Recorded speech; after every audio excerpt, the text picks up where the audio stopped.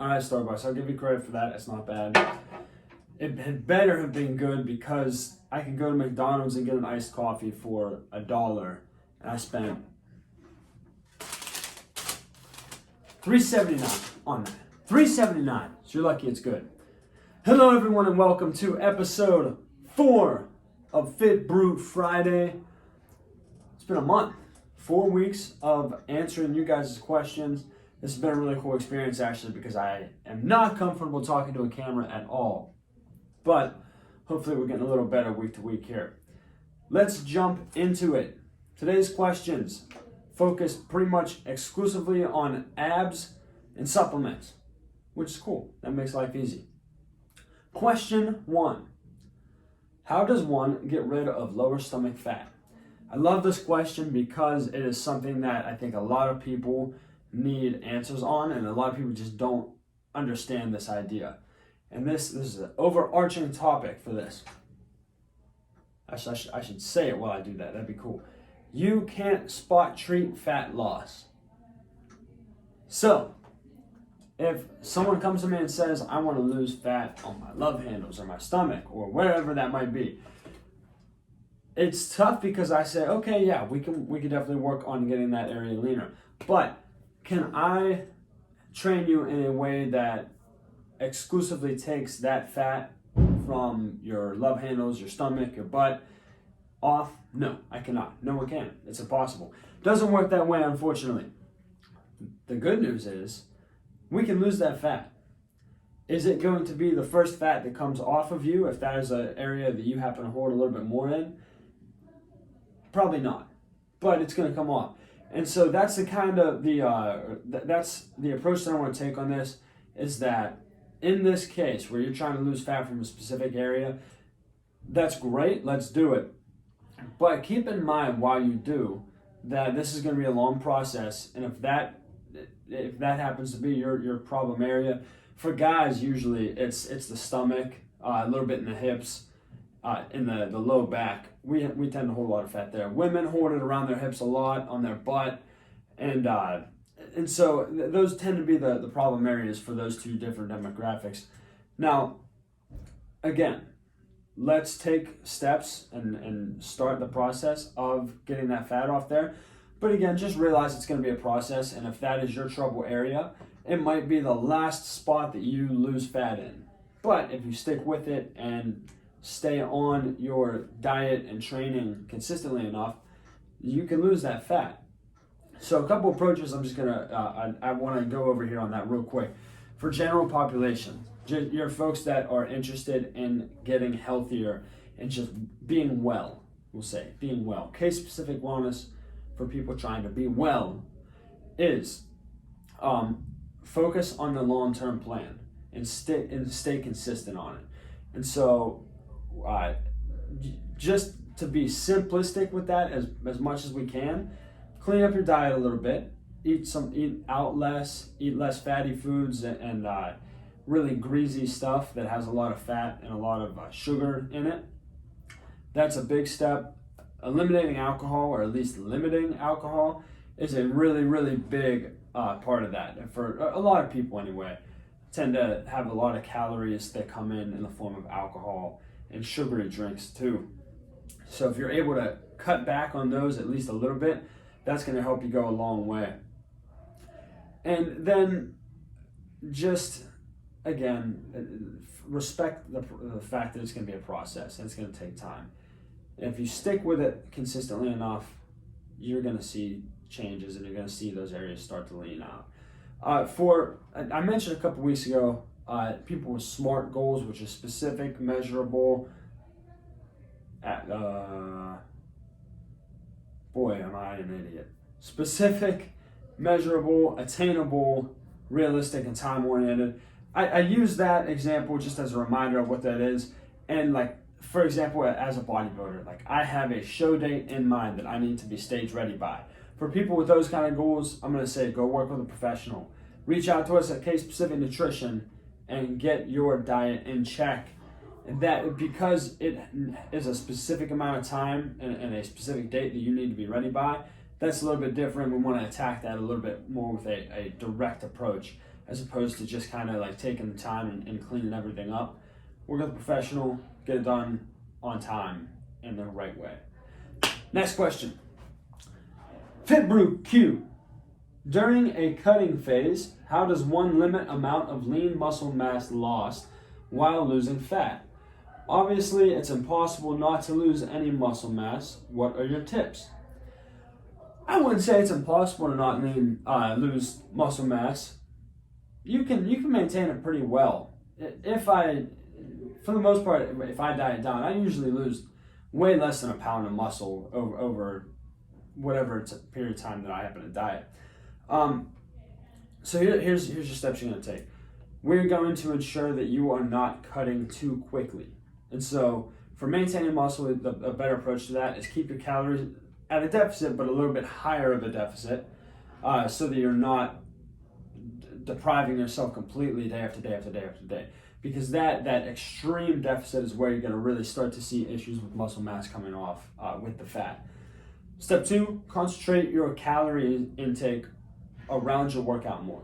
That is the time of day where your body most needs it, whether that is fueling it for the workout or kickstarting recovery afterward and starting that healing process of repairing those broken down muscles.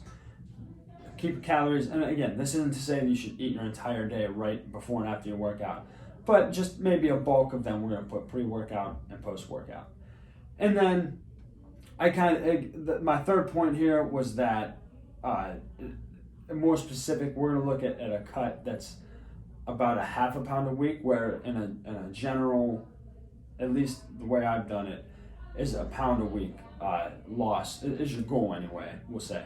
So it kind of goes right along with that first point of not a huge, enormous deficit day after day that's going to wear you down and start to cause your body to eat muscle for fuel.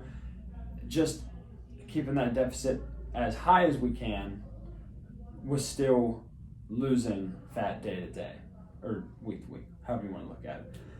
Those are the two biggest factors that I think go into maintaining muscle mass.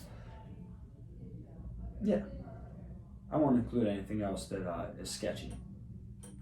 Just kidding. Question 3, the last question today. Can you go more into detail of when you like to use supplemental protein in relationship to your workout, parentheses, before or after, and what products you like using? Of course I can do that. That's why I do these videos. So, protein powder is great for any time of the day. There's not really any specific time that you shouldn't, or that isn't a good thing to have it, or a good time to have it rather. A lot of people like it for breakfast. You could put it in oatmeal in particular, or make like protein bar type snacks. A good time for it. About Time, who I used to work with a lot, had protein pancake mix. You can make pancakes that had protein in them. They're really good. So again, breakfast. As a snack throughout the day, especially for people at a calorie deficit that are trying to minimize their calorie intake but still not be starving all the time, throw in a protein shake at some point throughout the day just to get some calories in your body and keep you in that anabolic state where your body's trying to recover and build that muscle back up. Again, snack, great. Post-workout, more than pre-workout, I would say, just because the dairy might not sit well in your stomach during the workout, but again, that's very individualized, and so you might have no problem with it. I know I like to have oatmeal and protein prior to workouts a lot, and so it's not a bad thing. But post-workout, again, the same thing as we mentioned before, your body is in that broken down state and we're ready to get that recovery kicking, so you supplement that protein in there. I personally like whole food more after my workout, but I like more whole food at any time of the day. I'm not a huge protein powder guy, but again, I just like hearty food, and so that's really, I use it, but it's just not my favorite thing to have after a workout. And then my last idea was like at the end of the night, right? You get to the end of the night, you're kind of hungry, getting ready for bed, you're about to go into that sleeping state where your body's going to be doing most of its recovery at. Throw a protein shake in there just to kind of help keep that rolling along. and again, rebuild as you sleep. And as far as the supplements that I use, protein powder, like I said, I use it, not all the time, just because I prefer real food. But that's a big one. That's one of the few supplements that is clinically proven to work. Second one is creatine. Creatine is fantastic for building strength and helping your body hold water, really, is what it does. It helps your muscles hold water. Great supplement. Again, one of very few supplements that is clinically proven to be effective. I like a creatine HCl because the way my body reacts to creatine monohydrate, I get severe acne from it, actually, because it boosts my DHT levels. But creatine HCl does not give me those problems, which is awesome. So protein, creatine. Now we're gonna get, what do I have? I have about 4 minutes left. Hopefully it shouldn't take that long. We're gonna get into a controversial one. Amino acids rather. Do I use them? Sometimes. Do I need them? No. Do they work? Probably not. But they taste good, so I use them. So here's my viewpoint on aminos, and I've talked about this on a podcast before. I've talked about it with other people. Amino acids have been shown to not really do anything. If you are a professional bodybuilder or someone on high levels of steroids and severely low body fat, they might have an effect, just kind of helping your body continue to maintain that muscle mass, kind of like we discussed before, at that big deficit and not shed a bunch of muscle with the fat. They could be effective in that case. For me, they are something to mix my creatine powder into before a workout, and they taste good. And so I just kind of, I was jokingly call them my expensive Kool-Aid, because they're really expensive, depending on what brand you get, if it's good. And they taste really good for the most part. But, lost my train of thought here. It's really just a drink mix more than anything else. They're low calorie. They're low calorie. Most of the time, they're either like 0 or up to 10 calories maybe. So they're very low calorie, not a lot of sugar and crap in them, and not full of a bunch of stimulants, because I try to keep my caffeine intake minimal, except for these coffees on Brew Friday. This is different. Not bad. So yeah, that is what I say with aminos. Can you use them? Like, do I recommend not using them? No. My view with that is kind of like, they probably don't do anything, but if they do, it's not a bad thing. I'm not consuming a bunch of calories with them. So why not? If you have the money to go pay for them, go for it. As far as other supplements, those are really the only 3 I use. Every once in a while, maybe a pre-workout supplement, just if I really need a boost to get me awake. But I try to avoid the stimulants, like I said. Well, that wraps everything up. If you guys have any further questions on what we discussed today, please do not hesitate to message us. Remember to submit your questions throughout the next week, and I will make sure I answer them next Friday, possibly from a cruise that I will be on, not this office, so it'll be a different scenery for you guys. Enjoy your weekend. It'll be Friday by the time I talk to you guys again. Happy Thanksgiving, and enjoy the time with your families. Stay committed in the gym. But listen, enjoy the freaking holiday. Don't worry about the calories that you're eating on Thanksgiving. I will see you guys later.